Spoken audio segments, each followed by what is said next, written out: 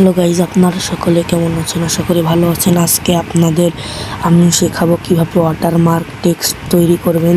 এর জন্য নিউ প্রজেক্টে ক্লিক করে আপনার ভিডিও সিলেক্ট করবেন, নেক্সটে ক্লিক করবেন, তারপর আপনারা অ্যাড টেক্সটে ক্লিক করবেন। এখানে আছে টেক্সট, তারপর অ্যাড টেক্সট।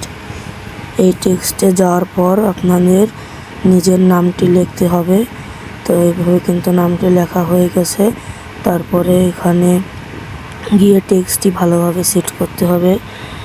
স্টাইলসে গিয়ে এটাকে ভালোভাবে সেট করুন, যে ভিডিওতে যেরকম দেখানো হচ্ছে ওরকমভাবে করবেন। এই যে কিন্তু করা হয়ে যাচ্ছে, এভাবে কিন্তু করতে হবে। তারপরে এইগুলোতে এসে গ্লোটা ঠিক করতে হবে, অ্যাডজাস্ট করতে হবে। গ্লো ঠিক করলে কিন্তু ভালো দেখা যাবে। নেক্সট এটা ব্ল্যাক করে দিতে হবে গ্লোটি, যেন এটা আরও ভালো দেখা যাবে, বোঝা যাবে।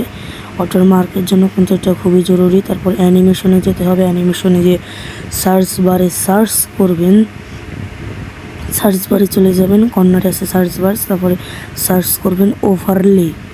তো ওভারলে সার্চ করার পরে কিন্তু এই যে প্রথম ইফেক্টসটি আসবে, দেখে নিন।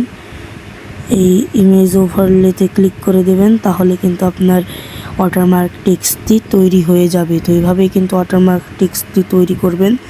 তারপরে এটা ভিডিওর অ্যাডজাস্ট করে নেবেন, যে কোনো জায়গায় বসিয়ে দেবেন আপনার ইচ্ছা মতো।